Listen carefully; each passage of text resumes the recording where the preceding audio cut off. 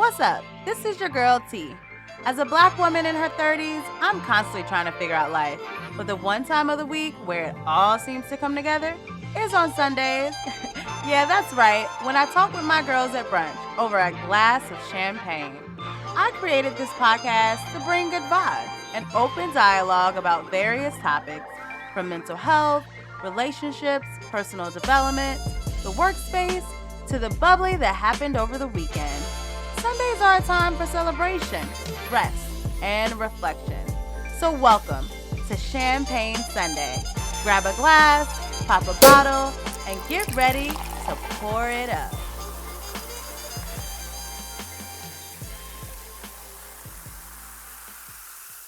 Champagne Sunday is pleased to provide you with social media content for your personal education and informational purposes. Reliance on any information provided by Champagne Sunday or by any person or professional appearing on this podcast is solely at your own risk. Hey, welcome to Champagne Sunday. It's your girl T, and welcome back to another episode. And today I have a special guest. I have my good friend Shakira. However, I always say Shaq, so but introduce yourself. How are you doing, Shaq? I'm good. Thanks, T. My name is Shakira, like you said. I am...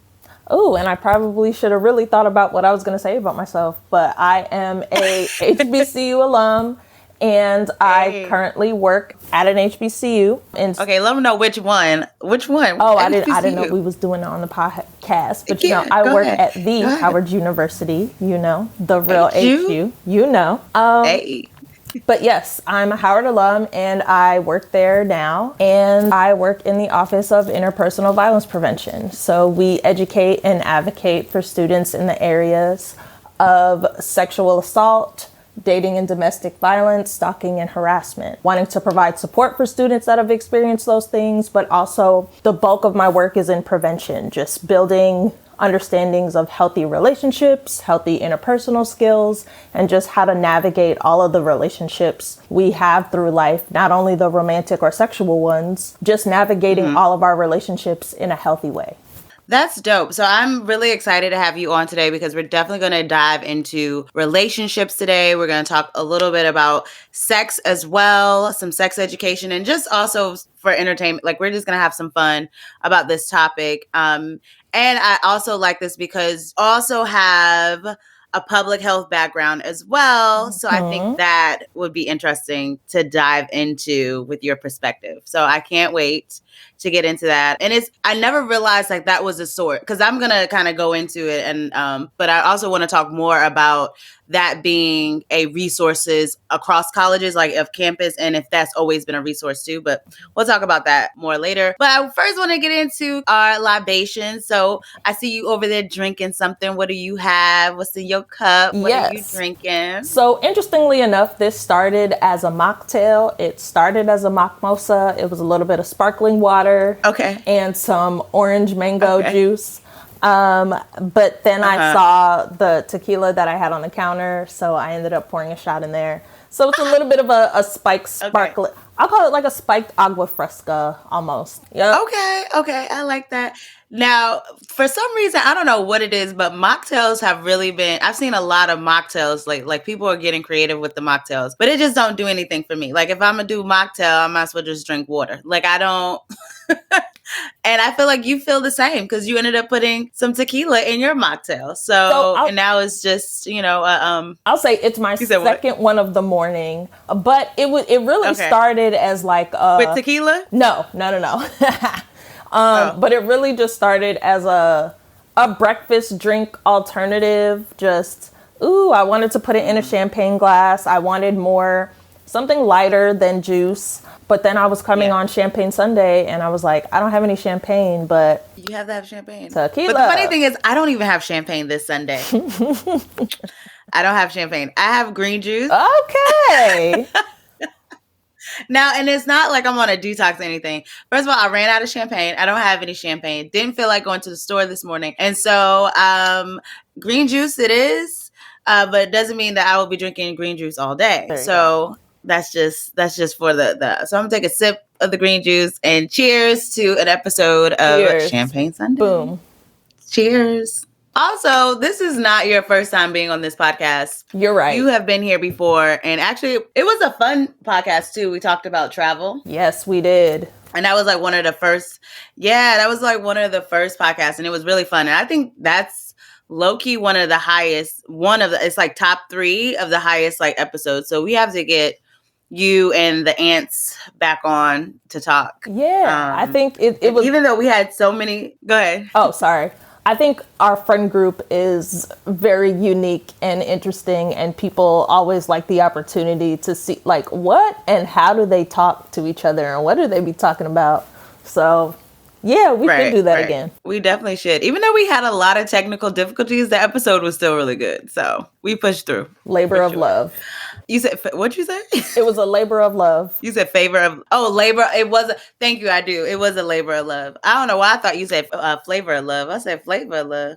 Child. But a labor of love, yes. Okay, so today's bubbly, we go into something that you can take into your week, something that is encouraging, uplifting. And so today's bubbly, I got it off of Instagram. I always like to get quotes off of Instagram. It's pretty easy. Mm-hmm. To find some quotes. And I don't know, this guy, his name is Mitchell Clark, and he always has like the quotes that in the background it's like things moving and it's like real calm and tranquil, and then he has like this profound quote. Okay. But this one says, sometimes productivity, and he has it in quotes, but sometimes productivity shows up as having enough self-awareness to know that the best way you can use your time is to disconnect and decompress. Trying to work through exhaustion, burnout, and overwhelm is not a sustainable practice. And so I like that quote for Champagne Sunday because, of course, we have our 3 R's. We have our rest, relaxation, and reflection. And then last week we added recharge. So we have 4 R's. But I think that was really good because everybody's quote unquote productivity is different. And then sometimes people try to push through and like, if I can get all these things on my to-do list done. But sometimes productivity is just really relaxing and resting and just decompressing. And so, I really like that quote. I could see that. Yes. I also think people have a really singular view of productivity, but that quote and just, I think what it's getting at is balance. That if there are those things that you need to do and accomplish and be driven and motivated for, you're not a power drill. Like, you don't run on electricity, you run on food and rest and recharging. And so it's understanding that your most productive self is a rested, well self, and being as intentional about those things as you are about your goals and ambitions. Yeah, exactly. Well said. Because I think people don't realize that for sure, that it is about balance and that the best way to get great work is when you let yourself rest and refuel yourself. So, all right. So moving on along into today's topic. So I first want to go into, last Friday we were talking and you had to talk at a school, like you had to talk at Howard to a group. I can't remember. It was a group of students, right? Mm-hmm. I can't remember the specific, but it was a group of students that you had to talk to. And you were saying like what you had to talk about, and you talked for 40 minutes. And one thing that came up, you were saying that there are different types of relationships. I don't know if you said you said different types of sexual relationships. Is that what you said? So I kind of wanted to go into the types and kind of like fill that out a little bit. Yeah. So what did you mean? Because I asked you then, I was just wanted to know, like, what do you mean by like there are different types of sexual relationships you can have with a person? Yeah, sure. So first, the conversation that we were having on campus, it was just kind of like an icebreaker on just what are the types of relationships you've either experienced or you've heard about. And it was a kind of a word cloud on a poll technology we're using. But the answers we were kind of looking for are just, you have romantic relationships, sexual relationships, professional relationships, casual relationships. And within those, just talking about those types of relationships, we have names for some of those. Some of the words that popped up in the word cloud were friends with benefit relationships, hookups, polyamorous relationships, monogamous relationships. And it was just the beginning of a conversation on one particular type of relationship. We decided to explore hookup relationships. But it was just to get people primed to the idea of, even in our connections with people, there are different, and there can be different rules of engagement. And just in all of society and understanding, we've put names to some of those things. People can sometimes shy away from labels, but I forgot there's a movie that always has a funny quote about like, oh yeah, people don't like labels, but I think it's Zombieland. But people don't like labels, but labels are important, so people don't like drink bleach. Like, you need to know what something is to understand how to navigate within it. Right. So yeah, it was just a priming for a conversation that we were going to delve into about hookups that essentially for people in college can be one of the most common relationships that exist. So yeah, that's where that kind of came from. Yeah, I think that's interesting too about labels. And I think it kind of go back to the same thing we were talking about productivity. Like, everyone has a different definition for what productivity is. So I think the same thing is like, you can have a label, or like you were saying, like hookups. And so when I think of hookup, I first think of, okay, is this like one night stand? Like, you just hooking up with someone, right? But then someone else could say like, no, hooking up could also be leading into like, this person and you built you hook up with this person regularly, right? So then it's like, okay, that definition changed. Now, is that friends with benefits or not? So it's kind of thinking of the sense of that, okay, we can have these labels, but then now we have to go into talking about what these labels mean. Right. Yes, operationalizing these labels. And what does that look like? Like, and I know being in college, when I was in college, we didn't really talk about like, so what are we? We just like feeling vibes and going off of energy. So it's interesting, I feel like, to have that conversation with young adults, like in their 20s. And I feel like even adults in their 30s are still trying to figure out. And like, I was just saying, like, I'm in a situationship. Is that appropriate at 33?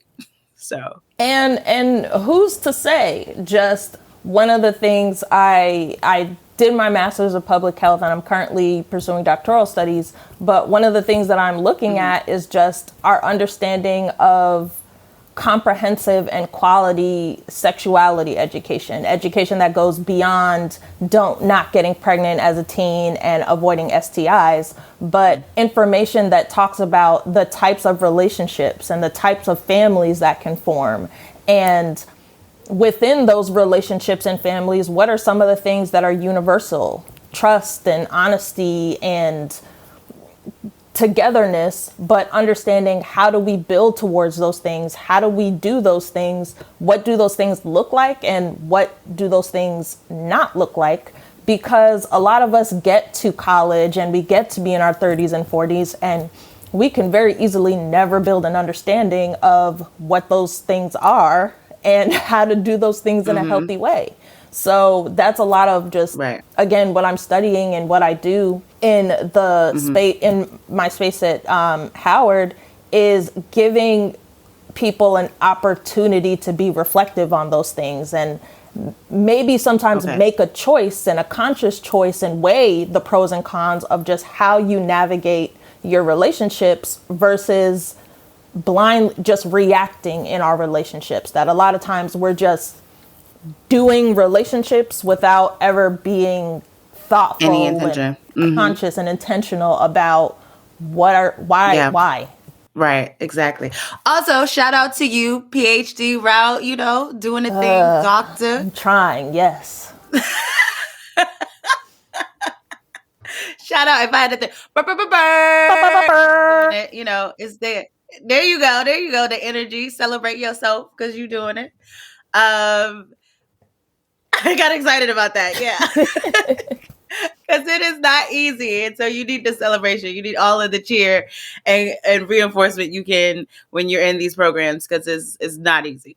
But yeah, I think that's really good that you have these conversations about that. And then one thing that stood out that you said was also, what would these families look like, right? Because ultimately you are in relationships, whether it's monogamous, polyamorous, or whatever, or it's a hookup, and it could possibly lead to a family. And so thinking about what would that look like, but I think also too, do people even like I know like young people don't even think that far as into like, oh, what this could possibly look like. But I think that is actually a really important question to think when you're engaging with someone in that way, especially if you're not using protection or being safe. What could this possibly lead to? But I also wondered in your situation, how do you, so I know you do talks, are students able to come to you to have these conversations? Are you, do people know? Because I honestly at Howard don't remember having this. And I felt like this would have been a great resource as a RA,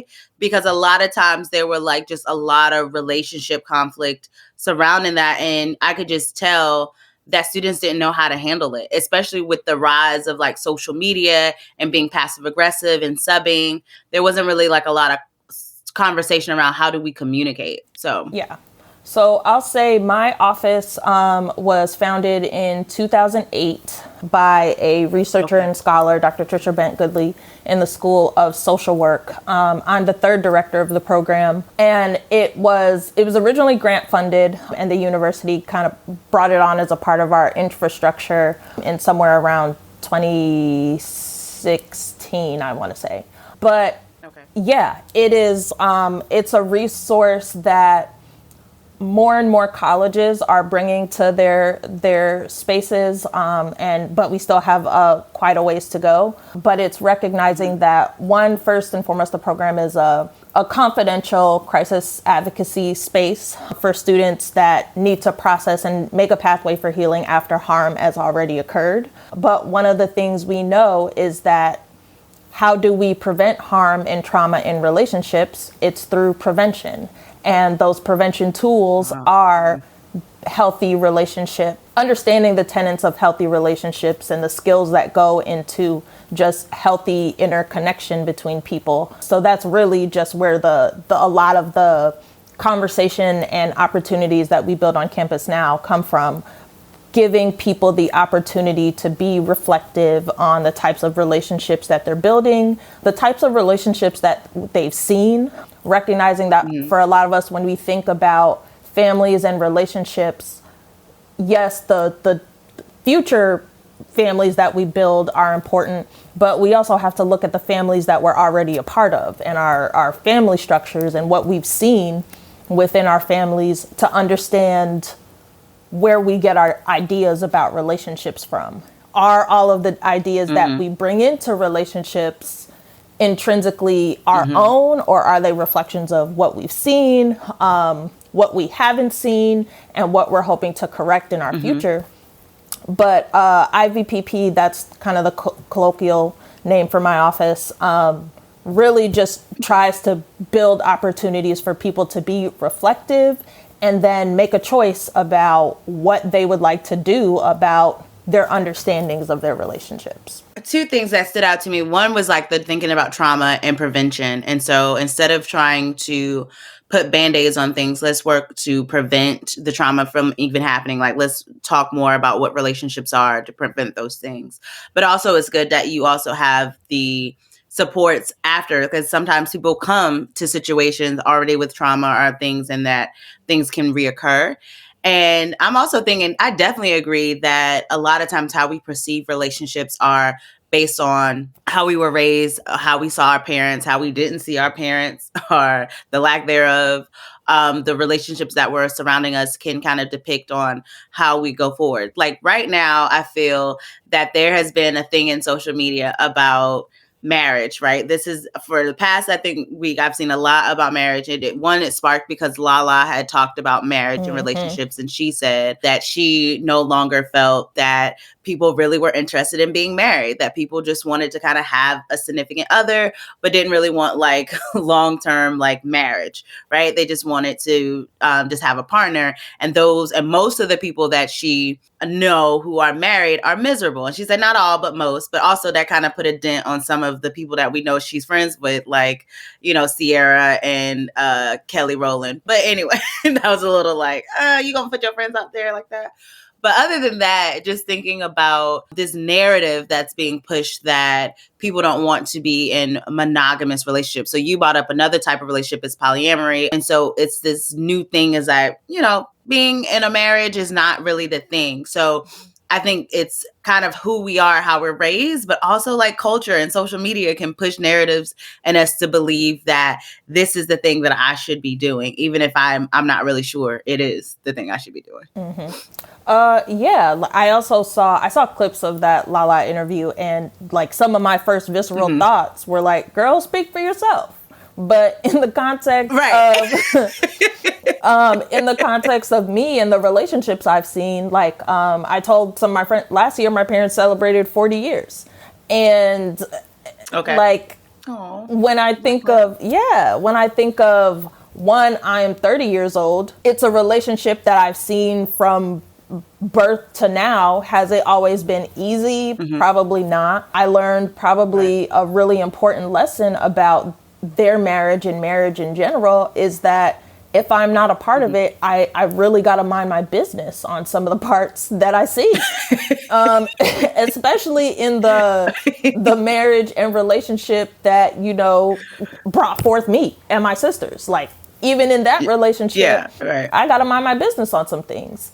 But it is, that I think it's all very... It's a very subjective thing, and it should be. There is no rule book or right way to do a marriage or to do any type of partnership. Recognizing that we say and talk about marriage as a goal, but unless you mean we did it in front of a legal marriage by law, there are people that have felt married in the eyes of God for years. There's people that cohabitate.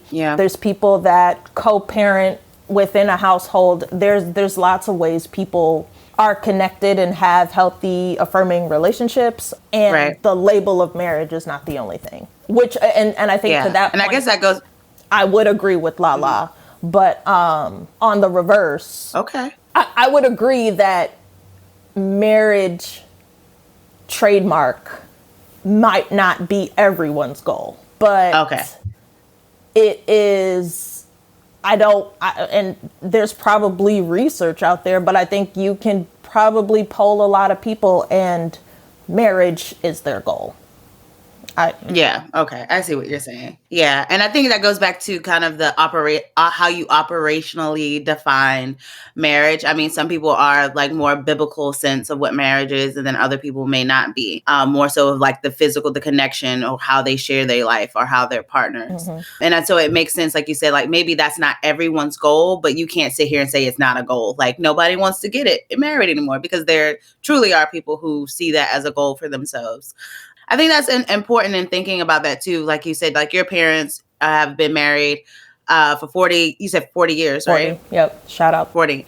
And so you've been able to, shout outs to them for real, because you've been able to see that. And a lot of people will say, like, I never saw that. Like, I didn't have that in my household, but also thinking too, that doesn't mean that is an excuse or that's a reason for you to like not feel like that could be something that you have, right? Or something that you want. But I think it all depends on, again, like how you're thinking about relationships. And I think sometimes people don't get out of those mindsets, are kind of like those preconceived notions of things that they were raised by or things that they have seen, to be able to experience something different. So a lot of times people will just go by, again, like maybe social media or what they're seeing is just like, you know, you could just have different relationships. It doesn't really matter. Like marriage is not a thing. You're just looking for a partner. But deep inside, they could be really wanting those things, right? But not just thinking that it's possible or it's not something that's achievable.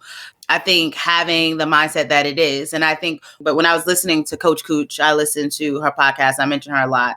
She was saying that people are thinking like, it's like, let me settle for the lesser. And I feel like it's only settling if you feel like you want something more, but you feel like I can't achieve that. So I'm just going to sit right here where it's comfortable. So it's just all interesting about how we look at relationships and labels, especially at a young age when we think about like college students. It's just all interesting. Yeah, it is. It's interesting work, and it's interesting to just hear what students say when it just comes to their understandings of relationships and what's appropriate and what are the rules of engagement are. And it's also sometimes interesting to hear them debate each other on just the thing I heard you say is not correct. And if we are both navigating a campus where we're trying to build connection, Yeah, sometimes you realize some of your classmates have some very interesting ideas about what it takes to navigate a relationship, and the hope is. What is something that's weird that you've heard? That people were arguing about. Okay, so one of the activities that we do are the building blocks of healthy relationships. We literally have different tenets of relationships: trust, honesty, having shared friends on blocks, and people kind of build what their healthy relationship is. And the block about having shared friends is usually an interesting block for people, in that there are some people there are some people that just like, my friends becoming your friends and our social networks melding is an important part of how we build our relationship. And there are students more likely than not in the room, when somebody kind of brings that up as something that's important to them, there's other people in the room that have just a viscerally different reaction to, my friends better not become your friends. We do not always have to hang out together. There is just, there needs to be independence in our social network. And like, the people that are joining are me and you. It doesn't need to be me and you and your roommate and your friends from back home. And your, like, just the idea of shared friends can be a really debatable topic. And I think it is interesting. Okay. Yeah. I see, because also I heard about that too, and I want to know your opinion on it, because I feel like, thinking about like being in a relationship with someone, I would want our friends to kind of like, and not everybody got to be cool, right? Because you think about your friend group, you have probably different pools of friends in different areas, right? And so I would hope that one group of my friends could connect with one of his group of friends, with my significant other, and then we could kind of like maybe do things together. It's not necessarily a requirement, but I think it would be helpful. And I've also heard someone said that they were talking about their parents, and their parents have been married for a long time as well. And they said what they learned from their relationship, or their parents' relationship, is that your significant other has to be like your friend, and then like y'all hang out together, like y'all have the same pool of friends. So it's no like you going here and I'm going here. Like, no, we all hang out together. We have our game nights together. We have our so-and-sos together. And she's saying she thinks that's what made her parents so close, because they had the same pool of friends together. Now, other people would, like you said, would say, no, I need to have my friends. You need to have your friends. We need to have our personal time. But it's just all interesting to see, like, how would that work in a relationship? And yeah, so one, I think the answers I have at 30 would be different than the ones that I have at like 18 and 20. But right, but kind of not really, in that I don't need our social groups to highly connect. I would like them to have moments of compatibility, of just when we are around each other for a shared event, like you can laugh, you can da-da-da-da-da. But I don't know if I need be cordial. Just a relationship to be built outside of the times that we come together. If it's like the friends that are couples are coming together, or just a random game night, I do want my partner to be around my friends and be cordial, meet their other friends and their partners. Do I need y'all exchanging numbers after and meeting up for bowling? Unless I'm gonna be there, why not? And I don't say that as like a relationship rule, but yeah, I wouldn't get the number of one of his friends or his friend's girlfriend to do things on the side, probably, unless there was like a really shared vested interest. But yeah, I don't need my network to be that sticky. No, that makes sense. I think so. It makes sense to me. I kind of do want to like, I guess bring it back a little bit, because we're kind of talking about like relationships. So we're talking about different types of relationships, right? And so in that sense, we're talking about being in a committed relationship, what it would look like for you. Because I think, again, we stick into this, we're operationally defining what our relationship would look like. And I guess what you're saying, when you do the activity of like relationship building, what do you see in that relationship? I guess that's how you kind of break it down. So also thinking too, I'm going to roll it back a little bit, just about hookups and situationships, because I think that is what kind of gets real tricky and sticky. Using your words, like how sticky does it get? Like it gets tricky and sticky. And so thinking about like situationships and what that means, I would just ask your opinion. I'm gonna give you on what do you feel like a situationship is? Like what is that? I think a situationship is, in its shortest definition, a hot mess and a waste of time. We're gonna start with that first definition. A hot mess and a waste of time. But a situationship is it has just too many boxes checked for it to not have a cleaner name. On just like there's more than likely sex involved, there's interest and probably a want for monogamy, but also a want for freedom, a want for like commitment from this person, but that might not be reciprocated. There's like, you might know some of my friend group and I might have mentioned my mom to you, or I could have never mentioned you to anybody in my life ever. And it has too many, like there are too many elements of relationships that I think probably conflict that are in this situation. Well, there you go. In this, it's a situation for me, just as somebody that has engaged in situationships and has tried to process, like, why was I doing it? And why did it not stop? Or why did it not become something more solid? I think it can sometimes be an attempt to have a connection, but not be vulnerable enough to define or have a conversation about what it is and what it isn't. And instead of moving towards just making that many times uncomfortable or awkward definition, we can avoid that discomfort by never defining. But when you never define, avoidance. You just add in Lego pieces, and now is it a building? Is it a dinosaur? Is it what is it? It's a situationship. It's a situationship. But I also think they come from wanting something that is easy and sometimes kind of light, but not recognizing that even hookups, even friends with benefits, even one night stands take work, and they take work to do them properly.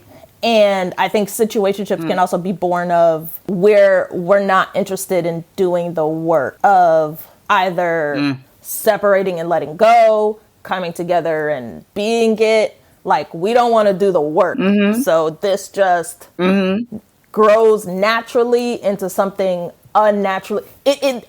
We don't want to do the work, but then in a situation, you always find, like, you're tired, you're frustrated, you're at your, like, they could sometimes just be really mentally draining. It still requires work. It's just work you're not doing. It's work that's being done to you. Intentionally, Yeah, you're using your energy in an unproductive way, pretty much. And I do agree that you're avoiding doing the work, whether it's talking about or labeling what we are, and I think even sometimes it goes to the point of, oh, I do like this person and I do want to be in a relationship with this person. And then, like you said, the other person may not want to, and you have that conversation and the person is like, no. And then you're like, but I like this person and I like how I feel right now. The work and of knowing that you shouldn't continue it. You should, like you said, the work of like separating and leaving, you don't do that. You stay because it feels good or it feels nice. And so it ends up being this thing that no one has really defined. You both can't define it. It doesn't make any sense and it's not intentional. But I think what drives it and kind of what you were getting at is kind of that not wanting to do work, not wanting to put in work, and also just the pleasure principle of it. Like I like it. It's rewarding. It feels good. And when it feels good, it feels good. And so that makes me want to continue to be in this situationship, even though I know that it's not beneficial or it's not working out. Yeah. It's not going to work out. As you were talking, I was thinking the work of being vulnerable. Like that is Okay. I think work that, just as you were saying, like realizing I like this person, and the work that I can probably engage in is seeing if they reciprocate those feelings and what they want to do about them. But if the work of being vulnerable feels icky and like makes the underarms sweat, you will engage in the other work of trying to tell if they like you by reading into signs and overthinking what they're saying, or putting them in scenarios like by the time you are now trying to find out information about your relationship and what this person means to you, and you're putting in all that time and effort, besides just talking to the person and asking direct questions, that's where a lot of the situationshipness can come in. Facts. I think for me too, when I think back to when I was early on in situationships, it was also not knowing what I wanted to, like in the beginning. Like if you don't define what you're looking for, what you want, and you're just kind of going with the flow, I feel like you can find yourself in situationships because you will be doing things with someone and it's really personal and it's real. You are like, in some situations you might be actually being vulnerable, not necessarily about that you want to be with the person, but you might be showing vulnerability in other ways, right? Like you're showing it, but you're not communicating or being verbal about this is how you feel. And so you may be doing things like spending time together, spending the night together, having sex. You might be, going places together and doing all these things that are usually aligned with being in a relationship. And then you find yourself, there's no label, there's no one has said anything about what this is. And then and then it's kind of a situation where the person may be like, yeah, I don't really want that, or I like how things are right now without it, because you don't have any labels and you've been doing all of this shit that you would do in a relationship. But I think it's important to know what you want and be intentional, because you won't allow yourself to cross certain boundaries. Like you'll put up boundaries to say, I'm not going on a vacation or with you, or I'm not going to stay the night over your house, because that's not, if we're not intentionally trying to date each other and be in a committed relationship, then I'm not doing that. But I think also too, there's people, and again, this is 2023, and it's like the liberation of the woman. And what does that look like, right? Like I can just be free and do what I want to do, and it's whatever, right?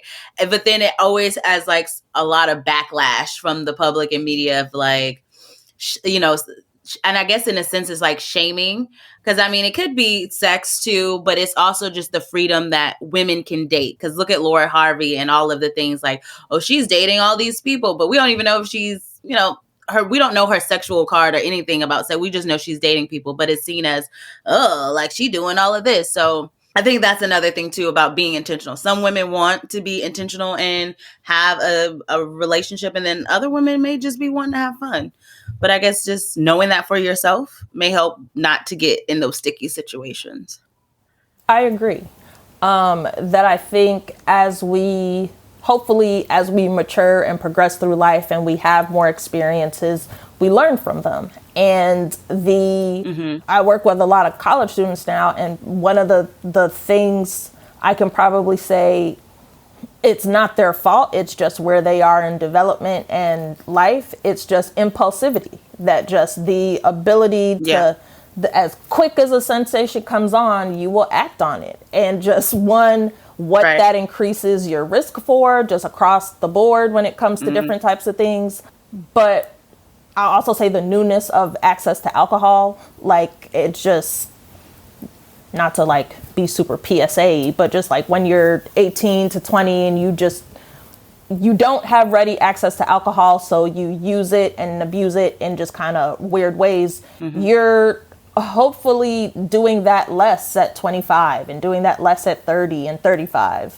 But that impulsivity goes away as you get older, and just the ability to think like, is this what I want? Is this a part of the goals and trajectory that I have for my life? Or is this person worth, or this situation worth exposing my body to anything, or exposing my heart, or using my time, or using my energy? that cost benefit analysis, I think, just becomes easier as you get older and as you've had experiences that can kind of reinforce, well, you did that because it felt good, and now it's at the end of this situation, and does it really feel good? Will we be here again? That's just learning that comes with development and getting older and having access to more experiences. Yeah, that is true. I definitely agree with that, of having more experiences. And I think that because when you talk about development, you're right. Like when you're younger and you're a teen or you're adolescent or young adult, like your brain isn't fully developed until you're around 25 anyway. So a lot of the executive functioning skills when it comes to making decisions, planning, organizing is just not as well developed as you are when you're in your later 20s. And so a lot of things do happen when it comes to like making impulsive decision making, or if you feel a sensation, you're like, oh, I'm going to act on it. I'm going to do that. And I remember just seeing, Explain It. And they were talking about the adolescent's brain and just like teenagers and why they may do dumb things like jumping off of a roof on a skateboard or things like that, because they have that impulsivity sense, or they want to do it. They want to act on that. And so thinking, when you're saying like as you get older, like maybe you have more experience and exposure to different things, you learn from your mistakes, and even you come to the crosswords of like, oh, it felt good in the beginning, but now I realize at the end it doesn't feel good. So that's kind of collecting like exposure or experience to make better decisions in the future. And I like listening to different podcasts. And I was listening to something else, and it was saying that there are sometimes men who may not prefer someone who is like a woman that's more experienced. And in a sense of experience, meaning they may have had some of those bad experiences with men. And so they've, made poor decisions and they went through it, the gamut, and they're at a place where maybe they're older and you're smiling and they I guess have a lot of experience. Right. Mm-hmm. And so now it's kind of like, I don't know if I really want the woman who had all this experience, because now she's either bitter or she complains, or she's going to do XYZ. Like it's a negative connotation towards it. Right. Whether I'd rather have the woman who's like, hasn't been through all these experiences. But again, also realizing that men contribute to these experiences too. So it is interesting when you think about just decision making and how that goes as you grow up. Yeah. You were smiling. I didn't know if you had anything to say. Yeah, I saw clips of the podcast that you were talking about, and I think just lots of people had a similar reaction to like, so you're just describing grooming behaviors. You're just describing needing a power imbalance as a function for you of a relationship. That just, you need this person to be inexperienced, so you, with somebody that more experienced, can do whatever you want in this relationship without impunity. Right. And it's not so much that this person it's not that they're not jaded. They just don't know what to be jaded about. They don't have the experience of being able to recognize red flags, recognize just whatever shenanigans you're about to bring in this relationship. And yeah, it was a podcast. He said that straight out of his mouth and with a straight face. And I'm sorry, I was just going to interrupt real quick, just so people who haven't seen the podcast, but there was a clip of a guy who basically said that he liked to date younger women because he felt that they were more impressionable. And so the cast was kind of getting on him because, what do you mean by impressionable? And it pretty much, like Shaq was saying, that you want someone who is younger and less experienced so that you can shape and groom them, or that you can guide them. And because he kept saying like, I want someone who's going to get with my system. And he was using terms and words that are very much like you were trying to program or groom someone or trained someone. And I guess in the end, they try to use different language, like, oh, my system is really my vision, or it's not really, I'm trying to be impressionable. I want them to be cooperative. It ended up being like sugar-coated, but it just reminded me of that. What you were saying reminded me of that, because a lot of young women, and thinking about myself, don't have that experience earlier on and are making impulsive decisions that sometimes you learn from, but sometimes they come with a lot of different consequences, like trauma or STDs or any other kind of things that you have to live with and have to try to figure out how to grow from that. Or pregnancy is another one as well. Yep. And again, that just not having experiences it's just one of those things. You don't know what you don't know. And just hopefully equipping people with the tools to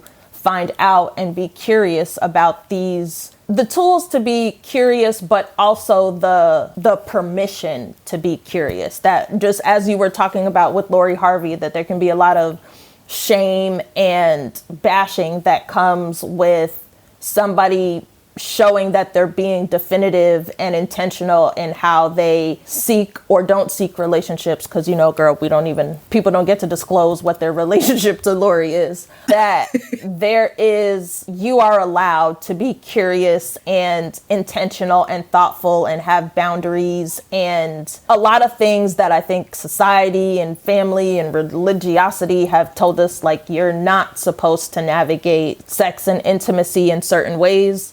You can. And it's important that you do to avoid situations like the man on that podcast, and not to come from a lot of times when people talk about, especially just women equipping themselves to be more thoughtful in just how they pursue and exist in relationships, people think it can come from like a place of victim blaming, but it really comes from a place of empowerment.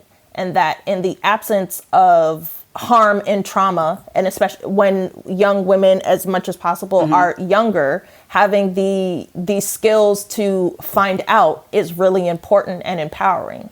And those skills are listening to those podcasts and seeing the cast kind of try and get him to drill down to, what do you mean by impressionable, and get with your program. And in our friend group, when we were talking about it, I was like, does he just need a puppy if he just needs somebody that he needs to train and program so bad? But being able to see those things, have conversations with girlfriends, have conversations with elders, become really important in getting information and understanding, and not having to go through some of that bullshit yourself. Right. There are multiple ways to be empowered in how we navigate relationships. And again, shameless plug, my office at Howard University is one. I'm glad. I like how you tied that back into it, because being able to pretty much explore your sexuality, explore who you are as a woman, can very much sometimes be shamed or frowned upon. But in a sense, exploration is empowering, because it offers you experience and exposure that can prevent you from doing certain things, or just gives you knowledge about things. And as well as, like you said, talking to your elders. And it's just about exposure and experience. And a lot of times it is just like slut shaming, or like, you're out here, oh, you want to do a hot girl summer. When you think about men are, again, it's a double standard. Everything usually is a double standard. But I think that to look at it in that way sometimes, and I feel like some men would be like, oh, you're saying you should be hoeing so you could be empowered, or you could be, but it's a way that you think about it. I think they look at it differently, but it is about just having more experience, being able to come to the table and just know different things, and be able to feel empowered in that way. And I kind of thought too about, and I don't know, I just really like that concept about women not being shamed about being sexual, because I feel like we always are, especially just in media. And it's good to, I think now we're getting more used to seeing more images of women being more free and who they are sexually. I think the one image I always think about is like Lynn from Girlfriends. I feel like that's probably like the first image I saw of a woman who was like free in who she was, and it wasn't a big deal, and it wasn't seen as, and I think even in the circle, like in Girlfriends, like no one really shamed Lynn about that. It usually be like funny, like, Lynn, you always in these situations, but it never was like a bad thing, like, why are you doing that? And so I think that may have been like maybe the first one that I've seen kind of was liberating image. But even thinking about that too, there was a post and a man was saying something of the nature, and I don't even know why. I feel like people be saying all kinds of weird things on the internet. And he said something to the effect that a woman could, a man could come up to a woman and, she could easily, if she's at a bar, she could easily say yes to sex and like engage and get sex that night. But a man, he can't do that. Like, he's going to be turned down. He's going to be no. He got to take her on a date. He got to do all of this. He got to wine and dine her in order to get sex. But women can just easily just get it. And then that's it. And I was just looking at like, do you not realize like why? Do you not realize that right, you that are, didn't just as a happen. man, you're right. It doesn't just happen. And then as a man, people give you credit because you are able to have sex with multiple women or do certain things or be promiscuous. Whereas if I was readily like, yeah, okay, let's go. You're looking at me like, oh, she easy. She's slut. She a freak. Like all those types of things. And so, yeah, it's socialized that, oh, you want to talk to me? Take me on a date. Like, show me that you really like me, because you have the privilege to not engage in that way. We don't. And I think that is just interesting that he brought that up. Like, it was such a great thing that, we could just have, sex on the whim. But I feel like not really thinking about like what that meant. But yeah, I think it all ties back into, again, being shamed for being yourself or feel like you want to explore or do different things. And I think it's fine as long as you're being safe and you're not harming anybody or harming yourself, then it's okay and it's natural to explore and do those things. So yeah. And I guess to that, I would add just the exploration of sexuality doesn't always have to involve another person. Just when you're talking about things like, yes, masturbation, but also just body introspection, just understanding the things that make your body feel good. And that when people talk about the benefits of like exercise and yoga for sex, just getting more in tune with your body is a really important factor in enjoyable sex. And getting in tune with your body doesn't have to involve someone else. And just the idea of knowing what feels good to you sexually, you knowing what feels good to you sexually is an important just kind of hurdle to get over when it comes to how do you tell somebody else? How do you communicate to somebody else what feels good to you? And recognizing that how do you do that? Communicate to somebody what feels good? Like, I mean, I feel like sometimes, again, I think that goes into the shaming. And then the whole thing too, that, women are less likely to have orgasms, right? So it's kind of like, you have to know like you said, you can explore your body yourself, like what feels good to you, but that's something that you have to come into yourself. And then maybe you have to show or teach or someone else how that feels good to you, like how to make you feel good. And so it's another thing of like shying away from that. Like, should I be doing that, or should he already know, or he or she, whoever your, partner is, and thinking about that. But I think that's a good point when you brought up. Yeah. And that just hopefully and again, just understanding that tenets of just healthy sexual relationships mean you feel comfortable with this person to give feedback and tell them what feels good, but also doing that with the understanding that they will receive that information in a loving and affirming way, that you are giving information to make this encounter better. And if, God forbid, you give somebody the information on what makes you feel good and they ignore it, or they have a big negative reaction to you sharing that information, that you accept that as a red flag, that this is not as sexually compatible as you might want it to be, or there's more work to do in that area, if there's work to do at all. It's okay to sunset relationships because somebody doesn't know how to accept feedback, in my opinion. Yeah. So what I'm hearing you say is that, again, being comfortable with that person, being comfortable with yourself and knowing yourself, but also being comfortable with the person to be able to speak and communicate with them about what your needs are or what your desires are. And hopefully that if you have a partner that is respectful or cares about you, that they would embrace that feedback rather than shame you for it.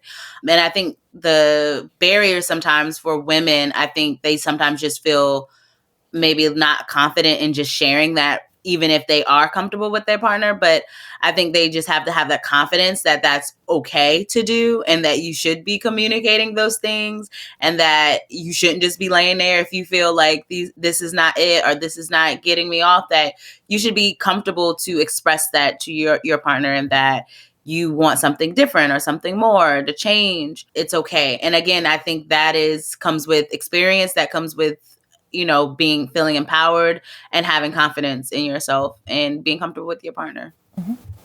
And I think it's also recognizing that for a lot of us where sex can just happen, like we just kind of, it happens after a date or just you call and come over, that it is okay. And it's important to try and create opportunities where you can talk to somebody about the sex you will have or the sex you're having, right? Not at the onset or like during sex. That having conversations about sex at this point, there's lots of conversation cards and games that can help you do that. There's lots of like sex and intimacy inventories on the internet.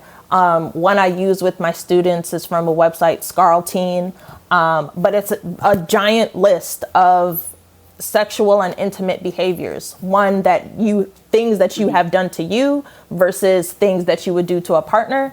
And it's just an opportunity for you to think, even in the theoretical, is this something that I'm interested in? Am I not interested in at all? Am I curious? Is it a fantasy of mine? But those are conversations you can have with a partner as well. And they're important to having just good quality intimacy and sex with a partner. But again, also reducing harm and surprises, telling people what you don't like. That's what I was thinking. Right. Telling people what you don't like, telling people just some ways to treat you and your body are just not good for you. And in general, people that want to be good partners are receptive to that information. And it's sometimes a lot easier to be receptive to that information before you've done something to harm somebody. Like hearing, oh, you don't like to be called the B word during sex after I've already done it is, it's okay and important to have opportunities to have those conversations before y'all are taking your clothes off. We're taking our clothes off, rather. Yeah.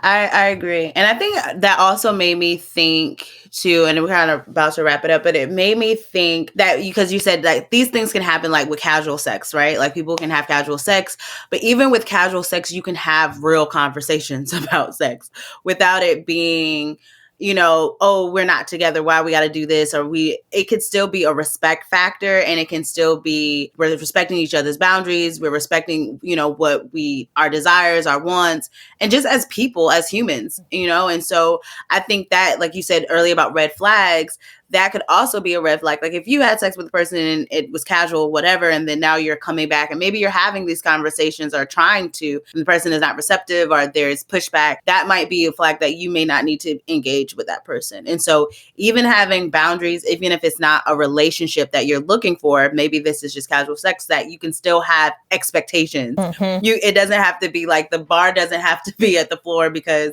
oh, we're not in a relationship, so it don't matter. Like, okay, you're not trying to be in a relationship, but you can still have expectations for your casual relationship or or at least expectations of what you want when it comes to sex, and that hopefully that the person is respecting your body and your wishes.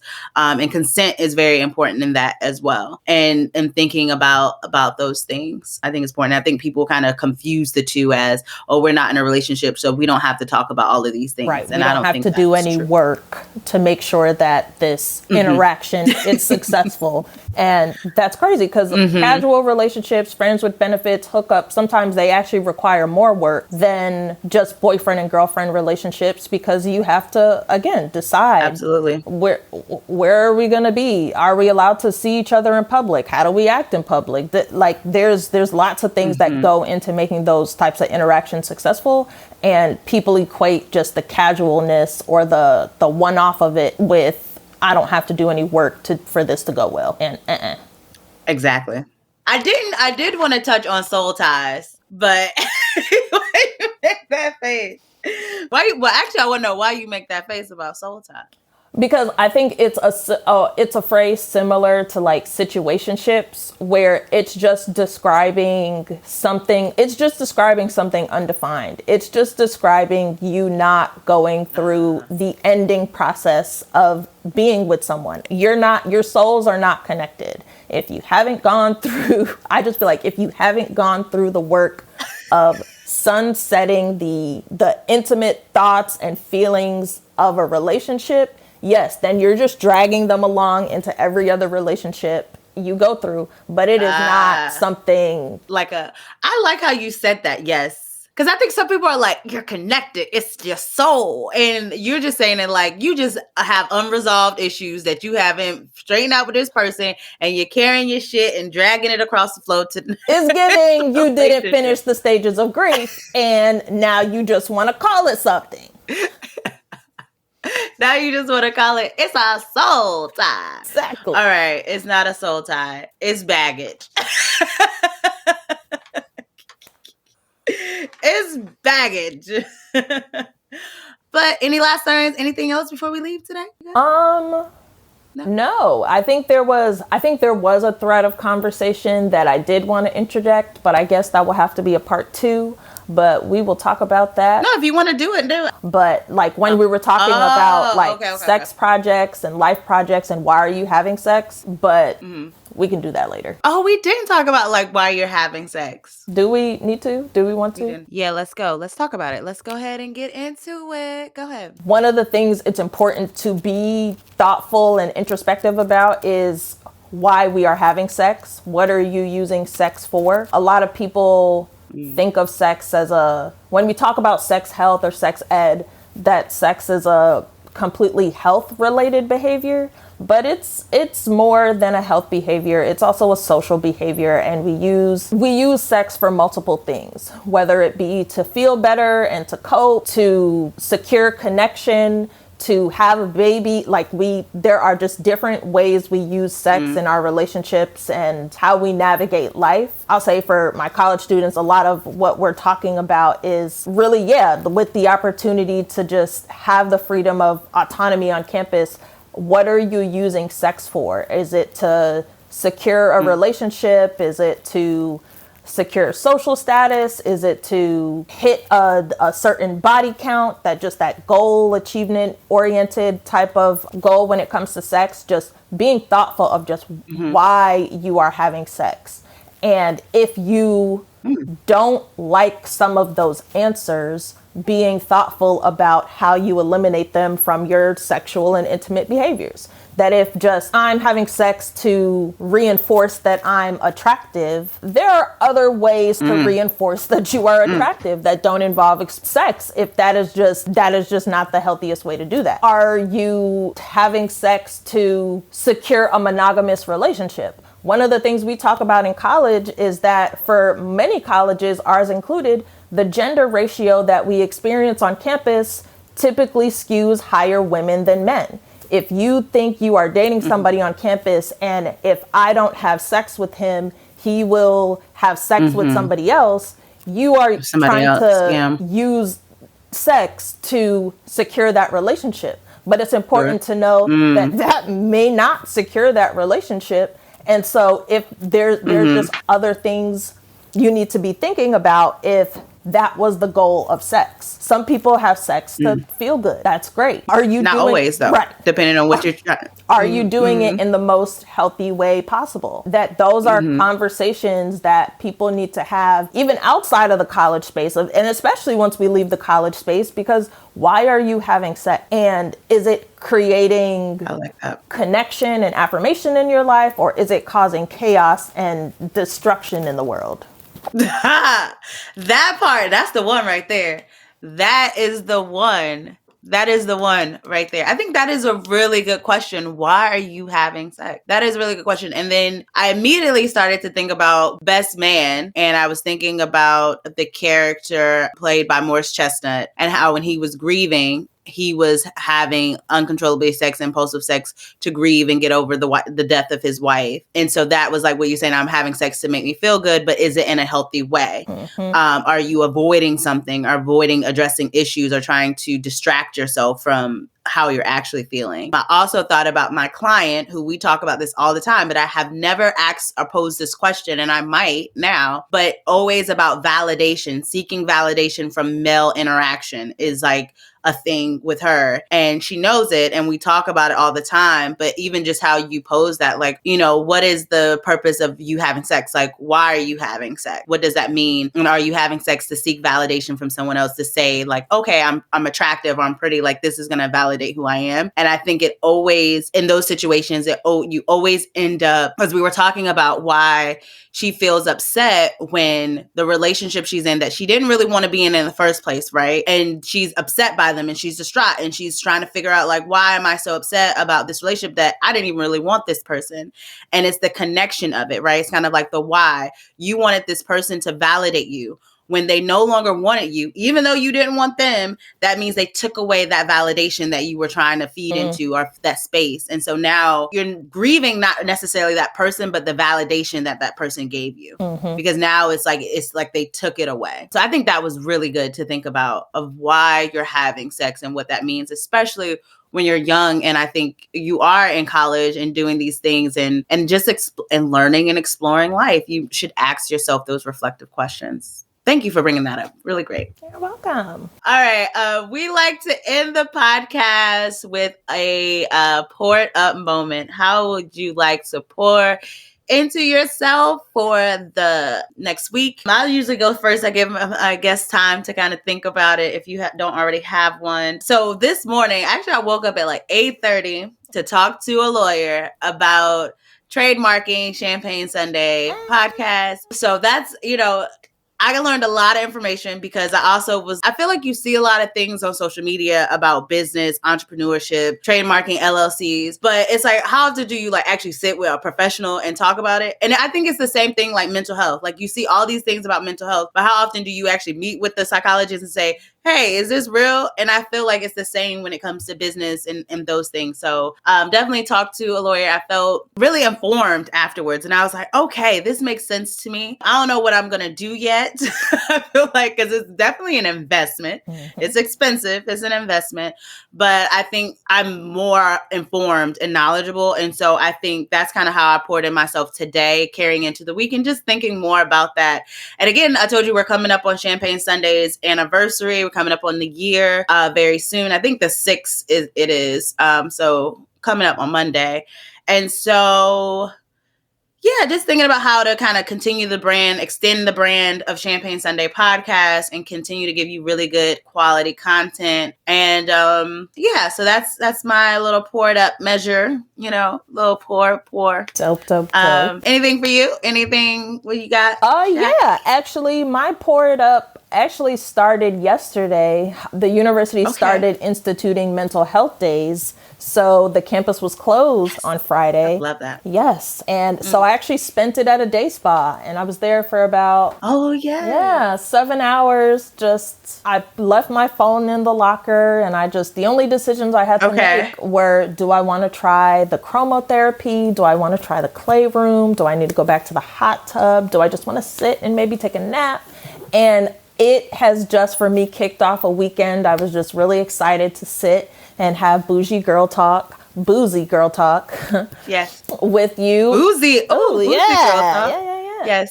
But I'm gonna I like that. Keep that going bougie. With just kind of resettling into my space and then doing some homework that, just weekly homework, chipping away at it. But that just Friday started a 3-day weekend of intentional recharging. I love that. I'm gonna have to go to the spa with you. I totally forgot you were going the other day. Now, I feel like you spent this time longer at the spa than you did last time. You spent 7 hours. Did you do 7 hours last time? No. Last time I did about... No. Yeah. 4.5, maybe 5. Yeah. I'm gonna have to go. I really want to go. I'm gonna definitely go. Next time you go... If it's on a Friday, because Fridays I'm pretty on a light day. Okay. So if you have another mental health day on a Friday, I definitely will go. Or we can try to figure out a day to go. But I'm gonna have to make sure it's on a payday weekend. Sure do. Because this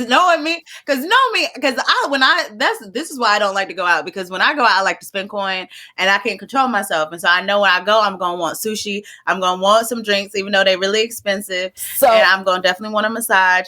And so, okay, we'll talk. I'm gonna run it up. We'll talk because there's definitely the second time around. I definitely, even with they did like a price increase. I definitely was more frugal and I had a good time. Okay. They did a price increase. The daily is not the same. The rate no, is not the same. ma'am. What is it now? Oh my God. So it was So it went from 90. It was 75. So 75 for the weekday, 90. Oh, because not on Friday. For the weekend, right. But now it is 135 for the weekday and 165 for the weekend. Yeah. So, they said they were going to do that. And I should have went ahead and went because on their website it has said, like, this is our grand opening promotional price. And I was like, promotional. And I was like, damn, if it's 75 now, well, what the fuck is about to be? 135? Yeah. Sheesh. But I still, even with the price increase, I ended up spending more time and less money there this time. So we will talk about how I did that. Okay. All right. Well, I'm here for it. There was also something you said. Oh, I love boozy girl talk because I feel like that could be a Champagne Sunday series. Ooh. But we'll get into that later. But okay, thanks for coming to Champagne Sunday. Thank you for having me. I had a lot of fun. So thanks for joining us on Champagne Sunday. Please keep posted throughout the week on all of our social media platforms. Also looking into going and catching up on old episodes through all of the streaming platforms. That's what I was trying to say. Not social media, but streaming platforms on Spotify, Anchor, as well as Apple Podcasts. Make sure you go to our social media page, our Instagram page, like, comment, if you have anything to say. And with that being said, I will see you next week. Thanks so much, Shaq, for tuning in. I appreciate it. Thank you so much for having me. You're welcome. Bye. Bye-bye.